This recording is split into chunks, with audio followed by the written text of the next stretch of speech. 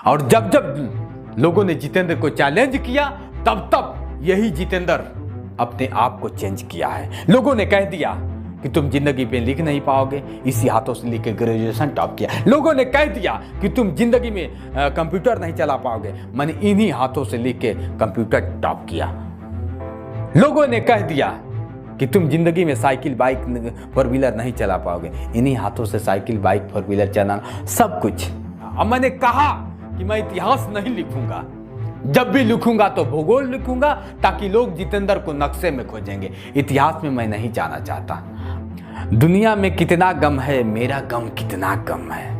लोग कहते हैं ना कि निंदा जिंदा लोगों की होती है, मरे लोगों की तो सिर्फ तारीफ ही तारीफ होती है। जितेंद्र की कहीं ना कहीं निंदा हुई, आज ये आप लोग के बीच में जिंदा है।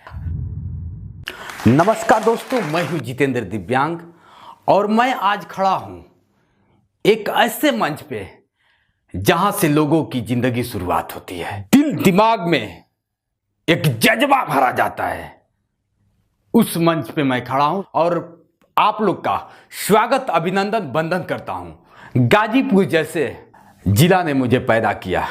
लोग गाजीपुर का जब नाम लेते हैं तो कहते हैं कि वीरों की धरती, शहीदों का देश, गाजीपुर जिला उत्तर प्रदेश। मैं उस जिले से बिलोंग करता हूं, गाजीपुर जिला से। कभी हम लोग दो भाई, एक बहन और माँ बाप, सबका सपना होता है, माँ बाप का भी सपना होता है कि मेरा बेटा, मेरी बेटी कुछ अलग नाम दे। लेकिन ये नहीं जानता है कि कब किसके कहानी में मोड़ ले लेगा। मेरा परिवार, मेरे बाप, मेरे पिताजी मजदूरी करते थे, ट्रैक्टर चलाते थे, गाड़ी चला के मतलब हम लोग का जीवन यापन करते थे। गरीब परिवार में चलते मैं भी सोचा कि पापा का कुछ हाथ बढ़ाया जाए। कौन चाहता है कि मेरा बाप किसी भट्टे पे जाके काम करे और हम देखें। हर एक बाप का भी सपना होता है कि बेटा एक ना एक दिन मेरे लिए अच्छा करेगा।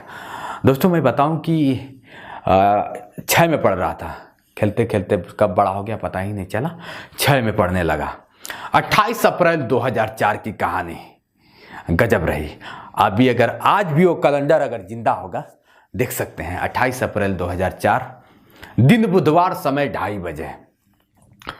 उस वक्त एग्जाम चल रहा था, 6 का एग्जाम चल रहा था। मैं एग्जाम देकर आया और मैं सोचा कि चलो टेंट हाउस में काम कर लेते हैं। टेंट हाउस में काम करके जीवन यापन तो करना है, थोड़ा सा और अच्छा से कर लेते हैं। गया और भाई साहब मैं क्या बताऊं, जो टेंट हाउस जानते हैं, टेंट हाउस, उस जो शादी विवाह आप भी देखे होंगे, घर घर लगता होगा, या फिर आपके पड़ोसी में, या फिर आपके मोहल्ले में, या फिर आप कहीं ना कहीं शादियों में ज़रूर देखे होंगे। जैसे मैंने उठाया उसको तो ऊपर 11,000 वोल्टेज का बिजली था और ऐसे करके पाँव भी जल गया और हाथ भी जल गया। दोस्तों कहानी ने गजब मोड़ लिया। अब हाथ जिसका जल जाए, पाँव जल जाए, शरीर जल जाए, लोग उससे नफरत करने लगते हैं। अस्पताल पहुंचा, अस्पताल पहुंचते ही 8 दिन के बाद डॉक्टर ने कहा बेटा अब तो हाथ काटना पड़ेगा। आप सोच सकते हैं कि जिस व्यक्ति का अगर कोई डॉक्टर कह दे कि दोनों हाथ काटना पड़ेगा तो पैर से जमीन खिसक जाएगी। आप लोग कभी नहीं सोच सकते हैं कि ऐसा भी मोड़ आएगा, लेकिन मेरी जिंदगी में आया। धीरे धीरे कोई माँ बाप नहीं चाहता है कि मेरे बेटे का दोनों हाथ कटे और मेरा बेटा अपाहिज हो जाए। लोग अपाहिज का नाम दे देते हैं कि अपाहिज हो गया। एक परिपूर्ण व्यक्ति जब अपाहिज हो जाता है तो इसकी ज़िंदगी बड़ी अजीब हो जाती है। कैसे समाज में जिएगा, और समाज ने भी ठुकरा दिया कि बेटा अब तो हाथ कट गए। हाथ था तो बहुत उपद्रव किए, बड़े बड़े इतिहास लिखने का सपना था, सारा जब सपना तो चकनाचूर हो गया। लेकिन दोस्तों कहानी यहीं ख़त्म नहीं होती है। धीरे धीरे 2005 आता है। अब मेरे दोनों हाथ ऐसे मतलब था, कट गया, दोनों हाथ कटवाना पड़ा। दोनों हाथ कट गए। मेरा भाई था, भाई जो तो किसी तरह मतलब आप समझ सकते हैं कि जब उंगली उंगली कट जाती है तो हम खाना खाना भूल जाते हैं कि खाना भी कैसे खाया जाता है। और जिसका दोनों हाथ कट गया हो उसके सामने पूरी जिंदगी पड़ी है। वृद्धावस्था में लोग कहते हैं कि जैसा आप करेंगे किए होंगे वैसा ही आपको फल भुगतना होगा। आप बताइए हमें कि बाल्य अवस्था, 11 वर्ष की बाल्य अवस्था होती है, बाल्य अवस्था में ये जितेंद्र ऐसा कौन सा कर्म कर दिया था जिसको इतनी बड़ी सजा मिली। लेकिन कहानी यूं ही नहीं ख़त्म हो जाती है, सजा भी कबूल है। करते करते भाई जो था, भाई अपना जैसे था मेरे ज़िंदगी का एक हिस्सा बन गया, अंग का ही हिस्सा, ज़िंदगी का छोड़ दीजिए, अंग का ही हिस्सा बन गया। मतलब उसके बगैर ना मैं खा सकता हूँ, ना उसके बगैर मैं मतलब कपड़ा पहन सकता हूँ, ना नित्य क्रिया जो भी है नहीं कर सकता हूँ। तो भाई था अपना किया, लेकिन कहानी साल भर चली किसी तरह। कहानी चलते चलते साल भर के बाद वो भाई भी भगवान को प्यारा हो जाता है। माँ बाप ने कहा कि चलो एक बिगड़ गया तो एक है ना, एक तो एकदम साथ ही छोड़ दिया। अब सोचिए कि उसके और उस परिवार को जैसे पहाड़ टूट जाना। जितेंद्र के परिवार में एक पहाड़ टूट गया। दोस्तों कहीं ना कहीं आंखें नम हो जाती है। और उस शब्द को क्या कहूँ, वो शब्द उस वक्त वो शब्द भी नहीं थे जिस शब्द से मैं अपने ज़िंदगी को मैं ढाल पाता कि क्या है ज़िंदगी, होती क्या है। आंखों से आंसू नहीं थमते थे, ब्लड आने लगते थे कि क्या ज़िंदगी ने अजीब खेल खेला है जितेंद्र के साथ। और उस माँ बाप पे क्या गुजरा होगा जिसके 2 बेटे और दोनों उससे जुदा हो जाते हैं। कहीं ना कहीं मैं भी जीती जागती लाश था। एक भाई था, वो भी एक्सपायर कर गया। अब धीरे धीरे हम लोग, मैं जिधर जाता था लोग मुझे ताना मारा करते थे कि अब तो बेटा हाथ कट गया। मैंने लोगों की बहुत कुछ झेला है, जिधर जाता था कोई कुछ कहता था, कोई कुछ बहुत कुछ कहते थे लोग, लेकिन स्वीकार करना था। फिर मैंने कभी पैर से लिखना चालू किया, फिर कोई बता तो सकता नहीं है क्योंकि आप भी परिपूर्ण है, एक बिन हाथ वाला ही बता सकता है कि मतलब कैसे कैसे तुम करोगे तो क्या। तो लेकिन सभी लोग तो भैया हाथ वाले थे, जितेंद्र बिन हाथ वाला था। अब खुद से मैंने अपने जीवन को ढाल दिया कि लड़ना है। जिंदगी ने मुझे चुनौती दे दिया कि लड़ना है। जिधर जाता था लोगों ने मुझे चैलेंज किया, तब जितेंद्र अपने आप को चेंज किया है। कहीं ना कहीं लोगों ने जैसे मुझे चैलेंज कर दिया कि तुम जिंदगी में लिख नहीं पाओगे, मैंने इसी हाथों से लिख के ग्रेजुएशन स्तर तक टॉप किया। लोगों ने कह दिया कि तुम जिंदगी में साइकिल नहीं चला पाओगे, मैंने साइकिल रेसिंग टॉप किया। लोगों ने कह दिया तुम कभी कंप्यूटर नहीं चला पाओगे, मैंने कंप्यूटर टाइप करके, वो भी हिंदी टाइप करके मैंने टॉप किया। चैलेंज को आप स्वीकार करें। जिस दिन चैलेंज को स्वीकार कर लेंगे, अजब होगा, आप भी नहीं समझ पाएंगे कि क्या हो रहा है मेरे साथ। कई स्कूल ने मुझे भगा दिया। एक जमाना था कि स्कूल कहता था बेटा लिख तो पाओगे नहीं, एडमिशन कैसे होगा। सही बात है, आप भी जानते हैं कि जब व्यक्ति लिखेगा नहीं तो पढ़ेगा कैसे, और जब पढ़ेगा नहीं तो कुछ करेगा कैसे। मैं लिख नहीं पाया, इसमें हाथ में पट्टी था, जाता था। उसने आज भी मुझे याद है कहा कि बेटा अगर सिर्फ एक चीज़ तुम्हें लिखना है, लिख दो कि मेरा भारत महान है। अगर आप लिख देते हो, माँ विंध्यवासिनी स्कूल था जो गाजीपुर में था, छोटा स्कूल था। इन हाथों में पट्टियाँ थी, फिर भी इन्हीं हाथों से मैंने जैसे ही लिखना चालू किया ब्लड आने लगे। भारत मेरा भारत महान तो मैंने लिख दिया, लेकिन इन्हीं से, इस ब्लड से वो पन्ना भी लाल लाल हो गया। पन्ना भी रोने लगा, किताब भी रो उठी कि हे भगवान, आज कैसा स्टूडेंट आया है, एक कैसा परीक्षा है जो अपनी लहू की कुर्बानी देकर परीक्षा देना पड़ रहा है।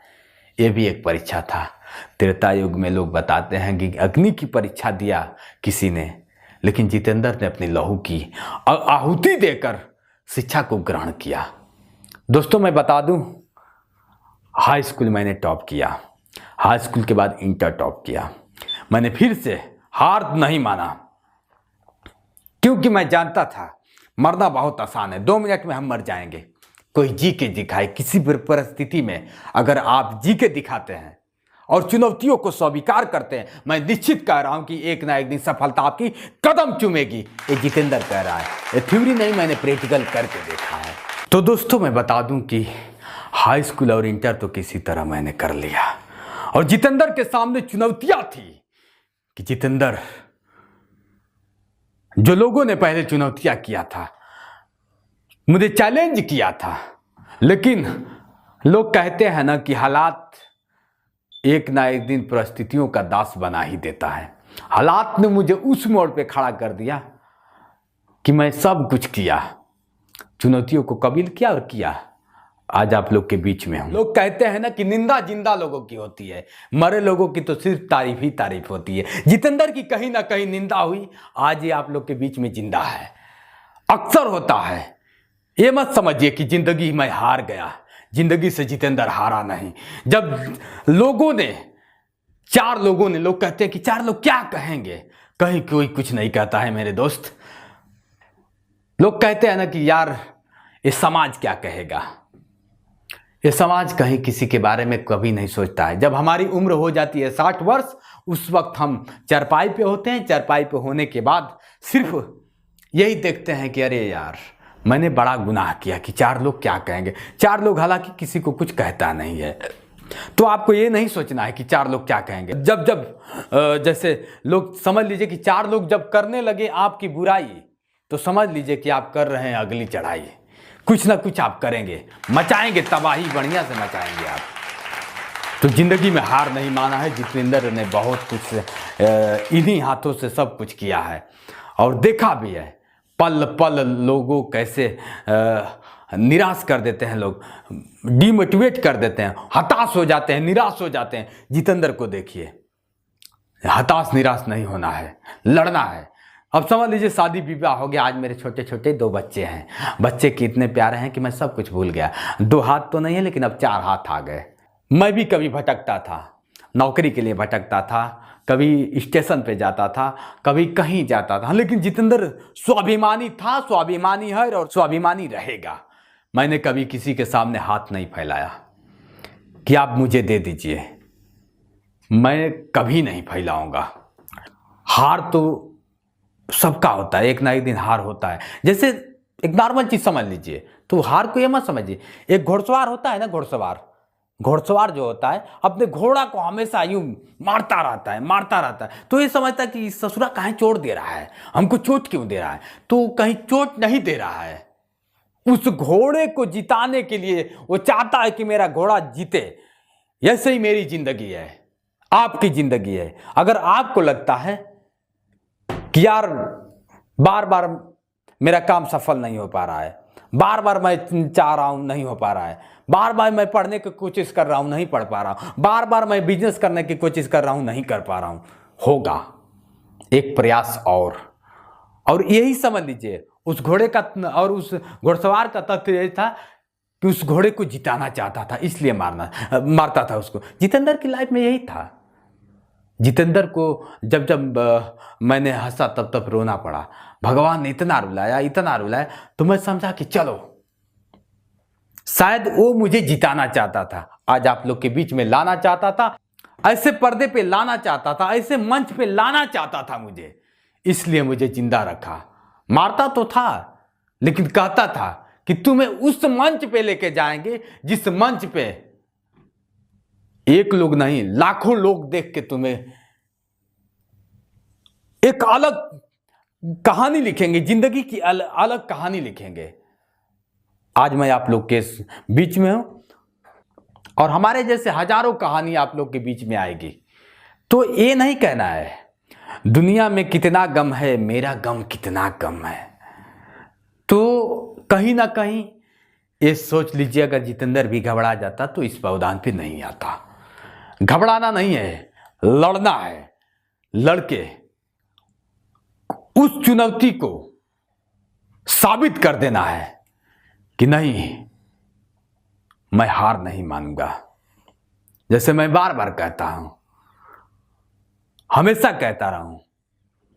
लोगों ने मुझसे पूछा कि भैया आप अब क्या कर रहे हैं, आपने कंप्यूटर चलाया, सब कुछ किया, लेकिन जीने के लिए आपका के पास क्या है? सही बात है, मेरे पास नौकरी नहीं है, लेकिन नौकरी ना रहते हुए भी एक अलग, लोग कहते हैं ना कि अलग इतिहास, लेकिन मैंने इतिहास नहीं लिखा। अब मैंने कहा कि मैं इतिहास नहीं लिखूंगा, जब भी लिखूंगा तो भूगोल लिखूंगा, ताकि लोग जितेंद्र को नक्शे में खोजेंगे। इतिहास में मैं नहीं जाना चाहता। आज देख लीजिए, आपके सामने हूं।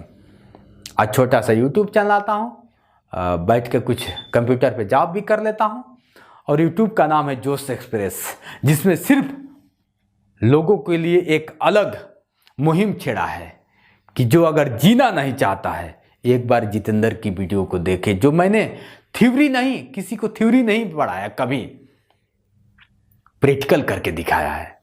नहीं, मैंने बोला ना कि लोगों ने जितेंद्र को चैलेंज किया, और जब जब लोगों ने जितेंद्र को चैलेंज किया, तब तब यही जितेंद्र अपने आप को चेंज किया है। तो हार नहीं मानना है दोस्तों, कुछ भी हो जाए। इस जिंदगी का नाम संघर्ष है, जीना तो पड़ेगा ही। कुछ भी नहीं है मुश्किल अगर ठान लीजिए। बस एक बार जितेंद्र का कहा मान लीजिए, उसके बाद देख लीजिए जिंदगी में 4 चांद लग जाएंगे। लोग कहते हैं ना कि मैं 4 दिन की चांदनी बनना चाहता हूं, तो 4 दिन की चांदनी जितेंद्र को नहीं बनना है। मैं रात वाला सितारा बनना चाहता हूं कि लोग अकेले में मुझे देखें। खुद में ऐसी काबिलियत लानी है और खुद में कुछ करना है कि लोग अकेले देखें। मैं अक्सर देखता हूं कि लोग कहते हैं यार मेरा बिजनेस घाटे में चला गया, मैं क्या करूं। बिजनेस से आप हैं कि आपसे बिजनेस है? बिजनेस से आप नहीं हैं, आपसे बिजनेस है। तो आप फिर से लगिए। जिस दिन जगेंगे उसी दिन से समझिए कि मेरी शुरुआत है। एक कभी मत सोच के रखिए कि साल भर पहले मैंने लगा और साल भर का पहले का रिजल्ट मुझे नहीं है, तो आज मैं क्या करूं। जिस दिन जगते हैं आप, उसी दिन से शुरुआत करिए। उसी दिन का आपका आने वाला सवेरा इंतजार करता है, और वो सूर्य भी इंतजार करता है कि देखता हूं कि इसके हौसले में कितनी गर्मी है। जैसे लोगों ने कहा कि भैया आप तो बहुत कुछ हो गया, आप चलेंगे कैसे, लेकिन मैं कहता हूं कि मंजिलें भी जिद्दी हैं, रास्ते भी जिद्दी हैं। मंजिलें भी जिद्दी हैं, रास्ते भी जिद्दी हैं। देखते हैं कल क्या होगा। जितेंद्र दिव्यांग के हौसले भी जिद्दी हैं, जितेंद्र दिव्यांग के हौसले भी जिद्दी हैं। यहाँ के जो भी डायरेक्टर हैं, अब उन लोग से क्या मैं कहूँ, धन्य है जो हमारे जैसे लोगों को, आप जैसे लोगों को और दूसरे के लिए जीने का ये जो एक अलग मुहिम छेड़ा है, एक अलग राह दिखाया है, सलाम है उनको। मेरा सलाम है, जितेंद्र का सलाम है ऐसे जाबाज लोगों को, जो आपके द्वारा, अपने द्वारा, इस मंच के द्वारा, मोटिवेशन फैक्ट्री के द्वारा हमारे जैसे लोगों को लाते हैं और एक नई नई कहानियां, ताकि आप लोग जो हताश हो जाता है, निराश हो जाता है, कम से कम जीना सीख जाए। मरना बहुत आसान है, मैंने पहले ही कहा कि मर जाएंगे। 2 मिनट में आप फांसी लगा लीजिए, मर जाएंगे। मैं चैलेंज करता हूं, जहर खा लीजिए, मर जाएंगे। लेकिन किसी भी परिस्थिति में आप जी कर दिखाइए, जिंदगी उसी का नाम है, जीना उसी का नाम है। तो दोस्तों आज के लिए कहानी बस इतना ही। दोस्तों नमस्कार।